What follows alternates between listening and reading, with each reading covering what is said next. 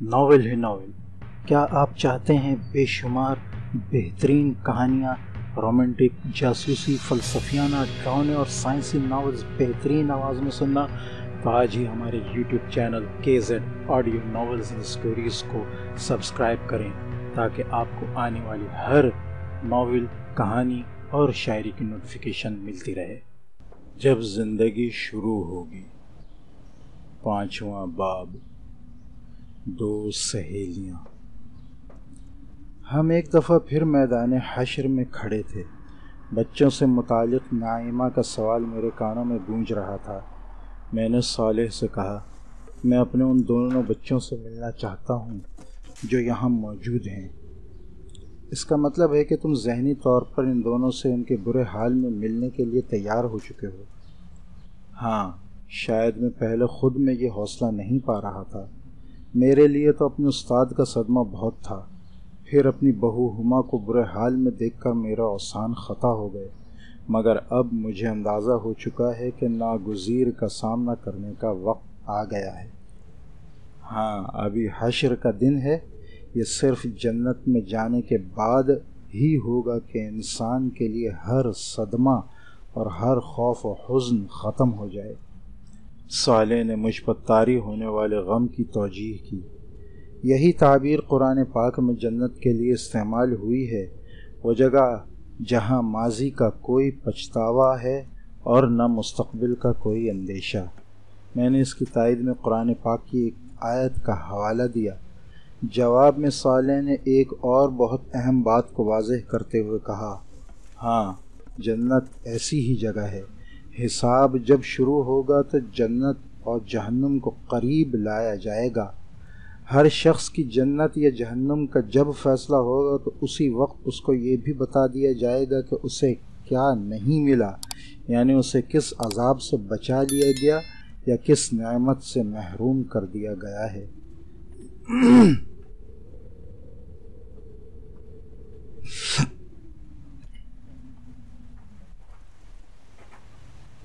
کیا مطلب؟ میری آنکھوں میں تفصیل جاننے کی خواہش تھی۔ مطلب یہ کہ ایک شخص کے بارے میں اگر جنت کا فیصلہ ہوا تو اسی وقت اسے یہ بھی بتا دیا جائے گا کہ جہنم میں اس شخص کا ممکنہ ٹھکانہ کیا تھا جس سے اسے بچا لیا گیا ہے۔ اسی طرح فیصلہ اگر جہنم کا ہوا تو اس مجرم کو یہ بھی بتا دیا جائے گا کہ جنت میں اس کا ممکنہ طور پر کیا مقام محفوظ تھا جو اس نے اپنی بدعمالیوں سے ضائع کر دیا۔ یہ تو خود اپنی ذات میں ایک بہت بڑا عذاب ہوگا۔ ہاں، اہل جنت کے لیے سب سے بڑی اور پہلی خوشی اس جہنم سے بچنا ہوگی، اور اہل جہنم کے لیے سب سے پہلا عذاب یہ پچھتاوا کہ کس اعلیٰ نعمت اور عظیم درجے سے وہ ابدی طور پر محروم ہو چکے ہیں۔ تمہیں کچھ دیر قبل بیان کردہ میری یہ بات یاد ہوگی کہ جس انسان نے روز ازل سے اپنے لیے جنت میں ترقی کا جتنا بڑا امکان چاہا، اس نے جہنم کے بھی اتنے ہی زیادہ پست مقام کا خطرہ مول لے لیا تھا۔ سو آج اس کا نتیجہ یہ نکلے گا کہ جنت میں اعلیٰ مقام ملنے کی مسرت کے ہمراہ جہنم میں سخت ترین عذاب سے بچنے کی نوید بھی ملے گی، اور جہنم میں پست ترین مقام کی مصیبت کے ساتھ جنت کے اعلیٰ ترین درجات سے محرومی کی حسرت بھی اسی تناسب سے زیادہ ہوگی۔ میرے خدایا، میرے منہ سے بے اختیار نکلا۔ ہم یہ گفتگو کر رہے تھے اور آہستہ آہستہ چل رہے تھے۔ حشر کے احوال ابھی تک وہی تھے یا شاید کچھ سخت تر ہو چکے تھے۔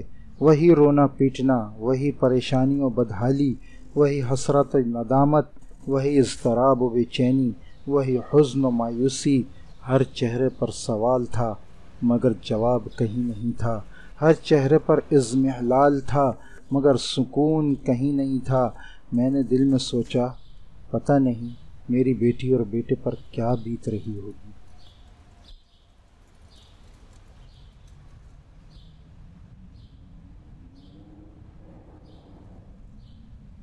اسی میدان میں ایک جگہ 2 لڑکیاں پتھریلی زمین پر بے یار و مددگار بیٹھی ہوئی تھیں۔ دونوں کی آنکھیں بری طرح سوج رہی تھیں۔ صاف لگ رہا تھا کہ روتے روتے ان کی یہ حالت ہو چکی ہے۔ نڈھال جسم، پریشان چہرہ اور پزمردہ آنکھیں، ان کے دکھ کی کہانی ان کے چہرے پر دور سے پڑھی جا سکتی تھی۔ ان میں سے ایک زیادہ بدحال لڑکی دوسری سے کہنے لگی، لیلا، مجھے یقین نہیں آ رہا کہ یہ سب کچھ سچ ہے۔ انسان موت کے بعد دوبارہ اس طرح زندہ ہو سکتے ہیں؟ دنیا کی زندگی کے بعد ایک نئی دنیا شروع ہو سکتی ہے؟ نہیں، مجھے یقین نہیں آتا۔ کاش یہ ایک بھیانک خواب ہو۔ کاش میری آنکھ کھلے اور میں اپنے ٹھنڈے ایئر کنڈیشن بیڈ کے نرم اور نازک بستر پر لیٹی ہوئی ہوں، اور پھر کالج آ کر میں تمہیں بتاؤں کہ آج میں نے ایک بہت بھیانک خواب دیکھا ہے۔ کاش یہ خواب ہو، کاش یہ خواب ہو۔ یہ کہتے ہوئے وہ بلک بلک کر رونے لگی۔ لیلا نے روتی ہوئی آسمہ سے کہا، یقین کرنے نہ کرنے سے اب کیا فرق پڑتا ہے؟ یہ خواب نہیں، حقیقت ہے۔ خواب تو وہ تھا جو ہم پچھلی دنیا میں دیکھ رہے تھے۔ آنکھ تو اب کھلی ہے آسمہ، آنکھ تو اب کھلی ہے، مگر اب آنکھ کھلنے کا کیا فائدہ؟ کچھ دیر کے لیے خاموشی چھا گئی۔ پھر لیلا حسرت کے ساتھ آسمہ سے بولی، کاش میری تم سے دوستی نہ ہوتی، کاش میں تمہارے راستے پر نہ چلتی۔ ہاں، کاش میں تمہارے راستے پر چلتی تو ہم دونوں کا یہ حال نہ ہوتا۔ پتہ نہیں اب آگے کیا ہوگا۔ آسمہ کا لہجہ بھی افسردہ تھا۔ خاموشی کے ایک وقفے کے بعد آسمہ نے لیلا سے مخاطب ہو کر کہا، لیلا، یہ تو بتاؤ دنیا میں ہم کتنے دن رہے تھے؟ پتہ نہیں، 1 دن یا 10 دن یا شاید بس 1 پہر۔ اس وقت تو یوں لگتا تھا کہ زندگی کبھی ختم نہ ہوگی، مگر اب تو سب کچھ بس ایک خواب لگتا ہے۔ مجھے تو اب اس خواب کی کوئی جھلک بھی یاد نہیں آ رہی۔ یہ کہتے ہوئے آسمہ ماضی کے دھندلکوں میں کھو گئی۔ شاید وہ ماضی کے ورق الٹ کر کوئی ایسا پہر ڈھونڈ رہی تھی جس کی یاد آج تسلی کا کچھ سہارا بن جاتی، مگر اس کی یادداشت میں کوئی ایسا پہر نہیں آیا۔ جو کچھ یاد آیا وہ خود ایک فرد قرارداد جرم کی حیثیت رکھتا تھا۔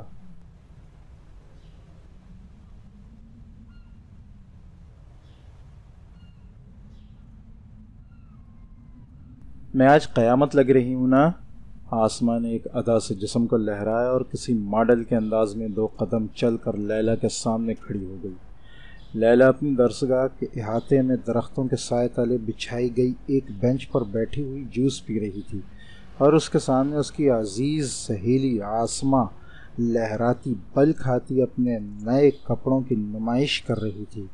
لیلا خاموش رہی تو آسمہ نے دوبارہ کہا، میں کیسی لگ رہی ہوں؟ تم کپڑے پہن کر بھی برہنہ لگ رہی ہو۔ لیلا نے بے نیازی سے جوس کا ایک سپ لیتے ہوئے اس کے لباس پر تبصرہ کیا۔ واٹ؟ سچ کہہ رہی ہوں، یہ لان کا پرنٹ ہے تو بہت شاندار، مگر اس سے تمہارا پورا جسم جھلک رہا ہے۔ آستینے تو تم پہننے کی عادی ویسے ہی نہیں ہو، مگر اس لباس میں تو بازوؤں کے ساتھ تمہارے کندھے بھی برہنہ نظر آ رہے ہیں۔ ویل میڈم، ڈونٹ کنڈیم می۔ میں نے آپ کے کہنے سے یہ ایسٹرن ڈریس پہنا ہے، ورنہ مجھے صرف جینز اور ٹی شرٹ پسند ہے۔ یہ آدھی بات ہے، پوری بات یہ ہے کہ نائٹ جینز اور چست سلیو لیس ٹی شرٹ۔ اور کیا یہاں برقع پہن کر آؤں؟ آسمہ نے طنزی انداز میں پوچھا۔ آسمہ، یہاں لڑکے بھی پڑھتے ہیں، ہمیں محتاط رہنا چاہیے، یہ ہماری ذمہ داری ہے۔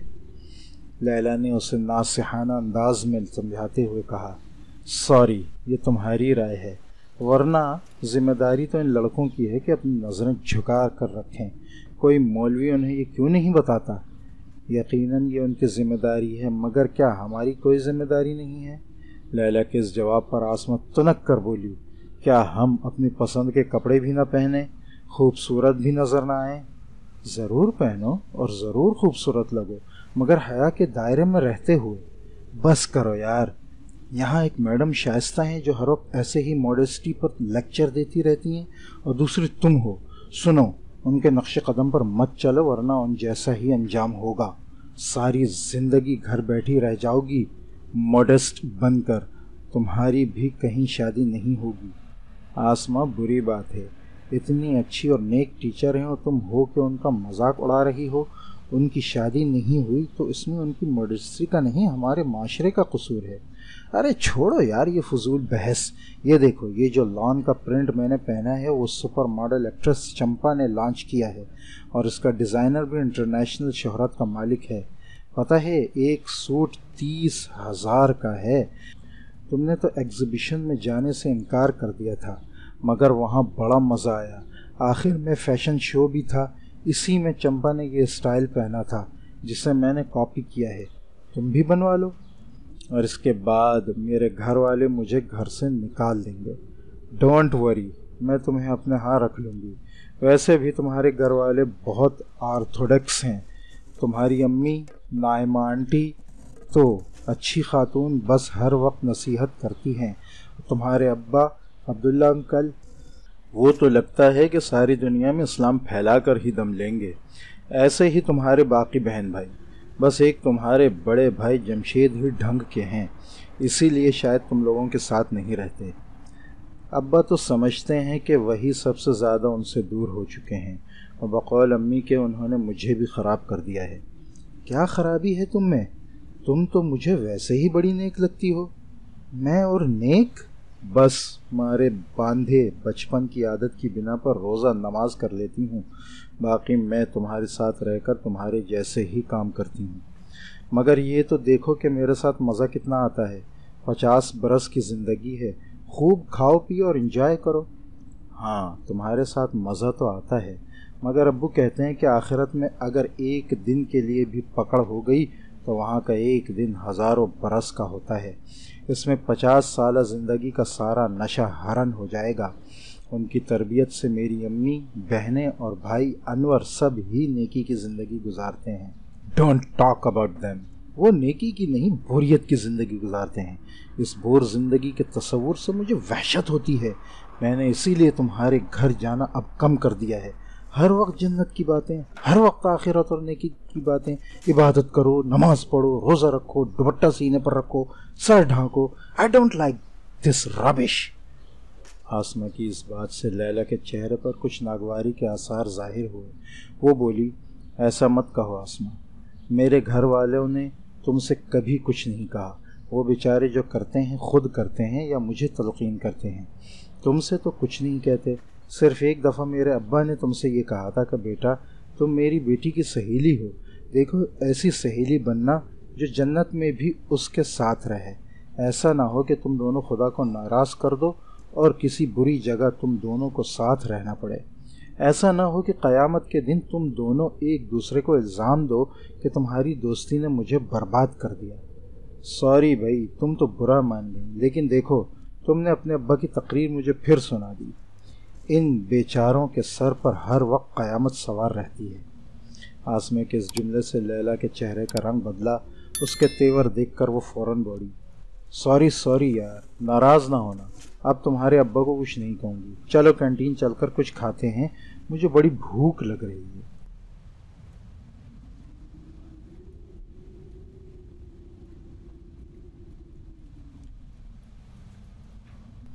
میدان حشر میں غضب کی گرمی تھی۔ میں سوچ رہا تھا کہ نہ جانے لوگ پیاس سے زیادہ پریشان ہوں گے یا پھر اس اندیشے سے کہ کہیں انہیں جہنم کی بھڑکتی ہوئی آگ میں نہ پھینک دیا جائے۔ میں اسی خیال میں تھا کہ صالح کی آواز کانوں سے ٹکرائی، عبداللہ تیار ہو جاؤ، میں تمہیں تمہاری بیٹی سے ملوانے لے جا رہا ہوں۔ بے اختیار میں نے اپنا نچلا ہونٹ اپنے دانتوں میں دبا لیا۔ ہم کچھ قدم آگے بڑھے تو کھردری پتھریلی سطح پر 2 لڑکیاں بیٹھی نظر آئیں۔ میں دور ہی سے ان دونوں کو پہچان گیا۔ ان میں سے ایک لیلا تھی، میری سب سے چھوٹی اور چہیتی بیٹی۔ دوسری آسمہ تھی، میری بیٹی کی عزیز ترین سہیلی۔ اس وقت ماحول میں سخت ترین گرمی تھی، لوگوں کے بدن سے پسینہ پانی کی طرح بہہ رہا تھا۔ بھوک تو پریشانی کے عالم میں اڑ چکی تھی، مگر پیاس کے عذاب نے ہر شخص کو پریشان کر رکھا تھا۔ یہ دونوں بھی پیاس سے نڈھال بیٹھی تھیں۔ آسمہ کی حالت بہت خراب تھی، وہ پیاس کی شدت کے مارے وہ اپنے بازو سے بہتا ہوا اپنا پسینہ چاٹ رہی تھی۔ ظاہر ہے اس سے پیاس کیا بجھتی، اس نے مزید بھڑکنا تھا، جبکہ لیلا اپنا سر گھٹنوں میں دیے بیٹھی تھی۔ آسمہ ایک بڑے دولت مند خاندان کی اکلوتی چشم چراغ تھی۔ خدا نے حسن، دولت، اسٹیٹس ہر چیز سے نوازا تھا۔ ماں باپ نے اپنی چہیتی بیٹی کو اعلیٰ ترین اداروں میں تعلیم دلوائی۔ بچپن سے اردو کی ہوا تک نہیں لگنے دی گئی۔ عربی اور قرآن کریم کو سمجھ کر پڑھنے کا تو کوئی سوال ہی نہیں تھا۔ انگلش میڈیم اسکولوں کا اتنا اثر تھا کہ بچی انگریزوں سے زیادہ اچھی بولتی تھی، مگر ایسے اسکولوں میں زبان دانی کے طور پر نہیں بلکہ ایک برتر تہذیب کی غلامی کے احساس میں سیکھی جاتی ہے۔ چنانچہ زبان کے ساتھ مغربی تہذیب اپنے بیشتر لوازمات سمیت در آئی تھی۔ سلام کی جگہ ہیلو ہائے، لباس میں جینز شرٹ، انگریزی میوزک اور فلمیں وغیرہ زندگی کا لازمہ تھے۔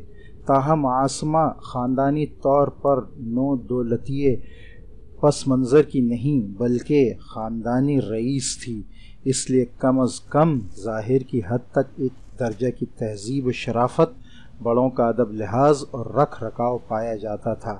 اس لیے میں نے اس دوستی کو گوارا کر لیا تھا کہ شاید لیلا کی صحبت سے عاصمہ بہتر ہو جائے۔ لیلا سے اس کی دوستی کالج کے زمانے میں ہوئی تھی۔ معلوم نہیں کہ دونوں کے مزاج و کیمسٹری میں کیا چیز مشترک تھی کہ پس منظر کے اعتبار سے کافی مختلف ہونے کے باوجود کالج کی رفاقت عمر بھر کی دوستی میں بدل گئی، مگر بدقسمتی سے اس دوستی میں عاصمہ نے لیلا کا اثر کم قبول کیا اور لیلا نے اس کا اثر زیادہ قبول کر لیا۔ لیلا میری بیٹی ضرور تھی، مگر بدقسمتی سے وہ میرے جیسی نہ بن سکی۔ مجھ سے زیادہ وہ اپنے سب سے بڑے بھائی جمشید کی لاڈلی تھی، وہی بھائی جو میرا پیلوٹی کا بیٹا تھا اور اسی کی طرح میدان حشر میں کہیں بھٹک رہا تھا۔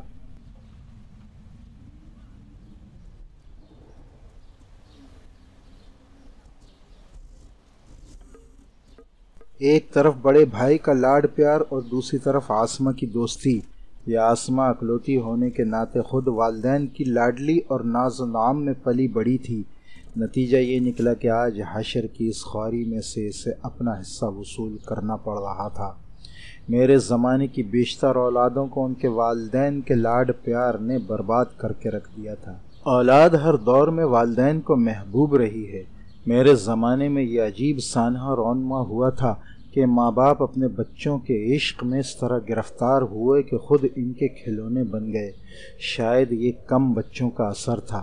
پہلے ہر گھر میں 8-10 بچے ہوتے تھے، اس لیے والدین ایک حد سے زیادہ بچوں پر توجہ نہیں دے سکتے تھے، مگر میرے زمانے میں والدین کے 2-3 ہی بچے ہوتے تھے اور ان کی زندگی کا واحد مقصد یہی بن گیا تھا کہ اولاد کے لیے سارے جہاں کی خوشیاں سمیٹ کر لا دیں۔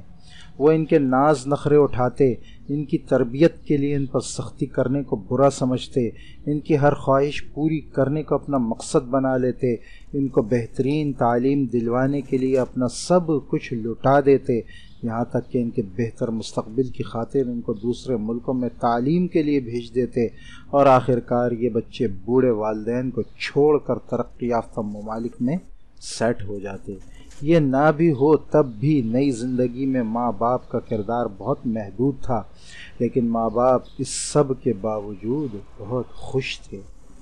والدین کے نزدیک دین کی بنیادوں سے بچوں کو واقف کرانے سے زیادہ اہم یہ تھا کہ بچوں کو منہ ٹیڑھا کر کے انگریزی بولنا سکھا دیں۔ ایمان و اخلاق کی تعلیم دینے سے زیادہ ضروری یہ تھا کہ انتہائی مہنگے تعلیمی اداروں میں اعلیٰ تعلیم دلوا دیں۔ خدا کی سچی محبت، اس کے بندوں سے محبت، انسانوں کی خدمت اور خلق خدا کی خیر خواہی کے بجائے بچے اپنے والدین سے مفاد پرستی کی تعلیم حاصل کرتے۔ بچوں کو خاندان کے بزرگوں کے بجائے ٹی وی کی تربیت گاہ کے حوالے کیا جاتا، جہاں تہذیب و شرافت، اخلاق و شائستگی کے بجائے خواہش پرستی اور مادیت پرستی کا ایک نیا سبق ہر روز پڑھایا جاتا۔ آخرت کی کامیابی کے بجائے دنیا اور اس کی کامیابی کو اہم ترین مقصد بنا کر پیش کیا جاتا۔ خدا، دین اور آخرت بس رسمی سی باتیں تھیں۔ دینداری کی آخری حد یہ تھی کہ کسی مولوی صاحب کے ذریعے سے بچے کو قرآن مجید ناظرہ پڑھوا دیا جاتا۔ رہا اس کا مفہوم تو نہ وہ مولوی صاحب معلوم تھا، نہ والدین کو اور نہ کبھی بچوں ہی کو معلوم ہو پاتا۔ یہ لوگ کبھی سمجھ کر پڑھ لیتے تو انہیں معلوم ہو جاتا ہے کہ قرآن دنیا کی فلاح کے ذکر سے اتنا ہی خالی ہے جتنا ان کی زندگیاں آخرت کے تذکرے سے۔ اس کا سبب پچھلی دنیا میں کسی کی سمجھ میں آیا ہو یا نہیں، آج بالکل واضح تھا۔ جو دنیا میں گزاری وہ تو زندگی تھی ہی نہیں، وہ تو محض امتحان کا پرچہ تھا یا راہ چلتے مسافر کا کسی سرائے میں گزارا ہوا ایک پہر۔ زندگی تو یہ تھی جو ختم نہ ہونے والی تھی، ایک انتہائی تلخ حقیقت بن کر آج سامنے آ کھڑی ہوئی تھی۔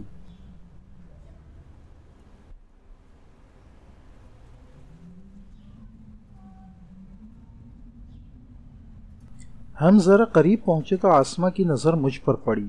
اس نے لیلا کو ٹہوکا دیا۔ لیلا نے گھٹنوں سے سر اٹھایا۔ اس کی نظر میری نظر سے چار ہوئی۔ ان آنکھوں میں ایسی بے بسی، وحشت اور دکھ تھا کہ میرا دل کٹ کر رہ گیا۔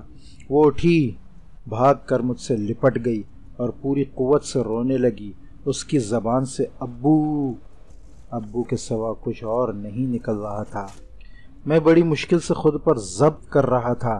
مجھے محسوس ہوا کہ یہ اگر روتی رہی تو کہیں میرے ضبط کا بند بھی میرا ساتھ نہ چھوڑ دے۔ میں نے اس کے سر پر ہاتھ پھیر کر کہا، بیٹا چپ ہو جا، میں نے تجھے بہت سمجھایا تھا نا، اس دن کے لیے جینا سیکھو، دنیا سوائے ایک فریب کے اور کچھ نہیں۔ ہاں آپ ٹھیک کہتے تھے، مگر میری آنکھوں پر پٹی بندھی ہوئی تھی۔ یہ کہتے ہوئے اس کی سسکیوں کی آواز اور بلند ہو گئی۔ وہ میرے سینے سے لگی ہوئی تھی اور میری نظروں کے سامنے سے اس کی پیدائش، بچپن، لڑکپن، جوانی اور زندگی بھر کے تمام مراحل کی تصویریں گزر رہی تھیں۔ کبھی بستر پر پڑی ہوئی وہ گڑیا جس کے رونے سے میں بے چین ہو جایا کرتا تھا، کبھی فراق پہنی ہوئی وہ پری جس کی ایک ایک ادا پر میں جان نثار کرتا تھا، کبھی اسکول کے یونیفارم میں بیگ لٹکائے وہ معصوم سی کلی، کبھی کالج کے یونیفارم میں پھولوں جیسی وہ بچی، اور کبھی شادی کے جوڑے میں سجی میرے دل کا وہ ٹکڑا جو اس وقت سراپا حسرت و یاس کی صورت بنے میرے سینے سے لگی تڑپ رہی تھی۔ مجھے لگا جیسے میرا دل پھٹ جائے گا۔ میں نے اسے بازوؤں سے پکڑ خود سے دور کر دیا اور اپنا سر پکڑ کر کھڑا ہو گیا۔ لیلا سسکتی ہوئی آواز میں بولی، مجھے اپنے گھر والوں میں سے یہاں اور کوئی نہیں ملا، نہ شوہر، نہ بچے، نہ آپ لوگوں میں سے کوئی ملا سوائے بھیا کے۔ ان کی حالت بہت خراب ہے ابو، وہ بہت بے قراری سے آپ کو ڈھونڈ رہے ہیں، انہیں بس آپ ہی سے امید ہے۔ میں نے لیلا کی طرف دیکھ کر کہا، اس احمق نے دنیا میں بھی غلط امیدیں باندھی تھیں اور اب بھی غلط امید باندھ رہا ہے۔ دنیا میں اسے اپنے کاروبار، بیوی اور بچوں سے ساری امیدیں تھیں، اس کا نتیجہ وہ اب بھگت رہا ہے اور اب وہ مجھ سے امید لگا رہا ہے، حالانکہ میں کچھ بھی نہیں کر سکتا۔ اتنے میں عاصمہ بھی ہمارے قریب آ کھڑی ہوئی تھی۔ میری آخری بات سن کر وہ بولی، انکل مجھے تو ساری امید آپ سے تھی، لیکن اب آپ بھی نا امید کر رہے ہیں۔ تمہیں یاد ہے عاصمہ، جب تم لیلا کے ساتھ پہلی دفعہ میرے گھر آئی تھیں تو میں نے تم سے کیا کہا تھا؟ مجھے یاد ہے ابو، آپ نے اس سے کیا کہا تھا؟ عاصمہ کی جگہ لیلا نے جواب دیا، آپ نے کہا تھا کہ بیٹا تم میری بیٹی کی سہیلی ہو، دیکھو ایسی سہیلی بننا جو جنت میں بھی اس کے ساتھ رہے، ایسا نہ ہو کہ تم دونوں خدا کو ناراض کر دو اور کسی بری جگہ تم دونوں کو ساتھ رہنا پڑے، ایسا نہ ہو کہ قیامت کے دن تم دونوں ایک دوسرے کو الزام دو کہ تمہاری دوستی نے مجھے برباد کر دیا۔ آخری جملہ کہتے ہوئے لیلا پھر رونے لگی، اس کے ساتھ عاصمہ بھی سسکیاں بھرنے لگی۔ میں نے گردن گھما کر صالح کو دیکھا جو اس عرصے میں خاموش کھڑا ہوا تھا۔ میرا خیال تھا کہ شاید وہ کوئی امید افزا بات کہہ سکے۔ مجھے اپنی طرف متوجہ دیکھ کر وہ کہنے لگا، عبداللہ ویسے تو ہر فرد کا معاملہ صرف اللہ تعالیٰ کے ہاتھ میں ہے۔ انسان کا عمل اگر رائی کے دانے کے برابر تھا تب بھی اس کے نامہ اعمال میں موجود ہوگا۔ ہر عمل کو آج پرکھا جائے گا۔ نیت، اسباب، محرکات، حالات، عمل اور اس کے نتائج، ایک ایک چیز کی جانچ ہوگی۔ فرشتے، در و دیوار، اعضاء و جوارح، ہر چیز گواہ بن جائے گی، یہاں تک کہ یہ بالکل متعین ہو جائے گا کہ ہر اچھا برا عمل کس جزا یا سزا کا مستحق ہے۔ نیکی کا بدلہ 10 سے 700 گنا تک، صبر اور نصرت دین کے لیے کیے گئے کاموں کا بدلہ بے حد و حساب دیا جائے گا، جبکہ بدی کا بدلہ اتنا ہی ہوگا جتنی بدی کی ہوگی۔ البتہ شرک، قتل، زنا جیسے جرائم اگر نامہ اعمال میں آ گئے تو انسان کو تباہ کر دیں گے، جبکہ مال یتیم کھانا، وراثت کا مال ہڑپ کرنا، تہمت لگانا وغیرہ جرائم اتنے خطرناک ہیں کہ ساری نیکیوں کو کھا کر انسان کو جہنم میں پہنچا سکتے ہیں۔ یہ سزا جزا کے عمومی ضابطے ہیں، ان کی بنیاد پر اللہ تعالی عدل کے ساتھ فیصلہ کریں گے، اور یقین رکھو کہ کسی پر رائے کے دانے کے برابر ظلم نہیں ہوگا۔ تمہاری اولاد کے حوالے سے واحد امید افزا بات جو میں تمہیں پہلے بھی بتا چکا ہوں وہ یہ ہے کہ تمہارے جیسے سابقین کے علاوہ آج کے دن حساب کتاب کے ذریعے سے سچے اہل ایمان کی نجات کا معاملہ جلد یا بدیر ہو جائے گا۔ البتہ تم اپنی اولاد کو مجھ سے بہتر جانتے ہو کہ ان کی نجات کا امکان کتنا ہے۔ مجھے زیادہ پریشانی اپنے بیٹے کی ہے، میں نے جواب دیا۔ اس جواب میں میرے سارے اندازے امیدیں اندیشے جمع تھے۔ میں نے مزید تبصرہ کیا، اسے پیسے کمانے، گاڑی، بنگلے اور دولت مند بننے کا بہت شوق تھا۔ یہ شوق جس کو لگ جائے اسے کسی بھی برے حال میں پہنچا سکتا ہے۔ اس کے بعد اکثر لوگ حلال، حرام اور اچھے برے کی تمیز کھو بیٹھتے ہیں۔ اگر کسب حرام سے بچ بھی جائیں تو اسراف، غفلت، نمود و نمائش، بخل، تکبر اور حق تلفی جیسے برائیاں انسان کو احتساب الہی کی اس عدالت میں لا کھڑا کرتے ہیں جہاں نجات بہت مشکل ہو جاتی ہے۔ میری اس بات کا جواب غیر متوقع طور پر آراسمہ نے دیا۔ یہ ساری باتیں لیلا مجھے بتاتی تھی۔ اس نے آپ کی کچھ کتابیں بھی مجھے پڑھنے کے لیے دی تھیں، مگر مجھے اردو پڑھنی نہیں آتی تھی۔ میری بدقسمتی کہ میری ساری زندگی غفلت، دنیا پرستی، فیشن، نمود و نمائش، اسراف و تکبر میں گزر گئی۔ مجھ پر حسین نظر آنے کا خبط سوار تھا۔ میں نے لاکھوں روپے زیور، کپڑوں اور کاسمیٹکس میں برباد کر دیے، مگر غریبوں پر میں کبھی کچھ نہ خرچ کر سکی۔ کبھی کیا بھی تو اس کو بہت بڑا احسان سمجھا، حالانکہ اللہ نے ہمیں بہت مال و دولت عطا کیا تھا۔ یہی نہیں، مجھے جب غصہ آتا تھا تو میں بے دریغ اسے کمزور لوگوں پر اتارتی تھی۔ باحیا لباس پہننا میرے نزدیک غربت کی علامت تھی۔ چغلیاں، غیبت، عیب جوئی میرے لیے معمولی باتیں تھیں۔ یہ معمولی باتیں آج اتنا بڑا روگ بن جائیں گی، مجھے نہیں معلوم تھا۔ ایک کہہ کر ایک دفعہ پھر وہ پھوٹ پھوٹ کر رونے لگی۔ لیلا افسردہ لہجے میں بولی، اس کے امی ابو بہت برے حال میں ہم سے ملے ہیں، ان کے ساتھ پتہ نہیں کیا ہوگا۔ پھر وہ مجھے دیکھ کر بولی، ابو میرے ساتھ کیا ہوگا؟ یہ کہتے ہوئے اس کی آنکھوں سے آنسو جاری تھے۔ بیٹا انتظار کرو، امید یہ ہے کہ اب زیادہ دیر نہ گزرے گی کہ حساب کتاب شروع ہو جائے گا۔ اس وقت مجھے اللہ کی رحمت سے امید ہے کہ اتنی سختی اٹھانے کے بعد وہ تمہارے وہ گناہ معاف کر دے گا جو تم نے دنیا میں معمولی سمجھ کر کیے تھے۔ کاش ابو میں آپ کا راستہ اختیار کر لیتی۔ آپ نے مجھے بہت سمجھایا تھا کہ ایمان زبان سے کلمہ پڑھ لینے کا نام نہیں، خدا کی ہستی کو اپنی زندگی بنا لینے کا نام ہے۔ رسمی عبادت خدا کو مطلوب نہیں، اسے قلب کی دینداری چاہیے، اسے چند بے روح سجدوں کی ضرورت نہیں، ایک سچا خدا پرست بندہ چاہیے۔ ایمان میری زندگی میں تو تھا، مگر وہ میری شخصیت کا احاطہ نہ کر سکا۔ میں نے آپ کے کہنے سے نمازیں تو پڑھیں مگر خدا کی یاد میری زندگی نہیں بن سکی۔ میں نے روزے تو رکھے مگر مجھ میں سچا تقوی پیدا نہیں ہو سکا۔ زیادہ سے زیادہ مجھے 50 برس وہ سب کرنا پڑتا۔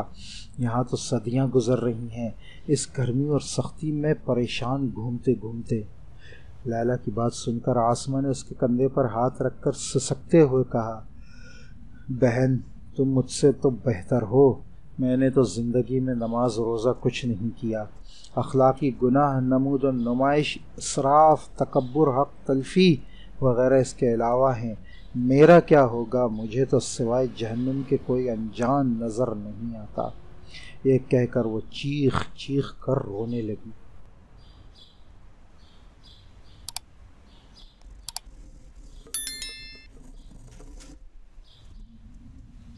ان دونوں کی باتوں سے میرا دل کٹ رہا تھا۔ مجھ میں اب مزید ان کے ساتھ رہنے کی ہمت نہیں رہی تھی۔ صالح کو میری حالت کا اندازہ ہو چکا تھا۔ اس نے ان دونوں سے مخاطب ہو کر کہا، عبداللہ کو اب یہاں سے رخصت ہونا ہوگا۔ آپ دونوں یہاں بیٹھ کر اللہ تعالیٰ کے فیصلے کا انتظار کیجئے۔ زیادہ دیر نہ گزرے گی کہ حساب کتاب شروع ہو جائے گا۔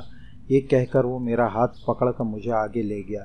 میں چاہتا تھا کہ جاتے جاتے لیلا کو تسلی دے دوں۔ میں پیچھے مڑا تو یہ دیکھ کر حیران رہ گیا کہ پیچھے کا منظر بدل گیا ہے۔ ہم کسی اور جگہ کھڑے تھے۔ مجھے ذرا تیزی سے تمہیں وہاں سے ہٹانا پڑا ورنہ تمہیں اور دکھ ہوتا۔ کیا تم اپنے بیٹے سے ملنا چاہو گے؟ نہیں، میں مزید کچھ دیکھنے کی تاب نہیں رکھتا، میں نے دو ٹوک جواب دیا۔ میرا دل افسردگی کے گہرے سمندر میں ڈوب چکا تھا۔ میرا بس نہیں چل رہا تھا کہ میں کسی طرح واپس دنیا میں لوٹوں اور لیلا کی اصلاح کو زندگی کا سب سے بڑا مقصد بنا لوں۔ مجھے احساس ہوا کہ اب یہ ممکن نہیں۔ پھر اندیشے کے ایک زہریلے سانپ نے میرے سامنے سر اٹھایا۔ میں نے صالح سے کہا، صالح، کہیں لیلا کہ اس حال میں میرا قصور تو نہیں؟ کہیں میں تو اس کا ذمہ دار نہیں؟ نہیں، ایسا نہیں ہے۔ دیکھو، اولاد تو نوح علیہ السلام جیسے پیغمبر کی بھی گرفت میں آئی ہے مگر ذمہ داری ان کی نہیں تھی۔ انسان کا فریضہ صرف صحیح بات دوسروں تک پہنچانا ہے۔ قبول کرنے نہ کرنے کا فیصلہ ہمیشہ دوسرے کرتے ہیں۔ تمہاری بیٹی لیلا نے اپنے فیصلے خود کیے تھے، لہٰذا تم اس کی تکلیف کے ذمہ دار نہیں ہو۔ مجھے لگا جیسے مجھ پر سے ایک بوجھ اتر گیا ہے، مگر اگلے ہی لمحے مجھ پر ایک دہشتناک انکشاف ہوا۔ اگر میری بیٹی کی وجہ سے میری پکڑ کی نوبت آئی تو کیا ہوگا؟ یہی کہ میں بغیر کسی ہچکچاہٹ کے اپنی پیاری بیٹی کو جہنم میں جھونک کر اپنی جان بچانا پسند کروں گا، کیونکہ آج کے دن کا عذاب اتنا شدید ہے کہ سارے رشتے اور تعلقات اس کے آگے ہیچ ہیں۔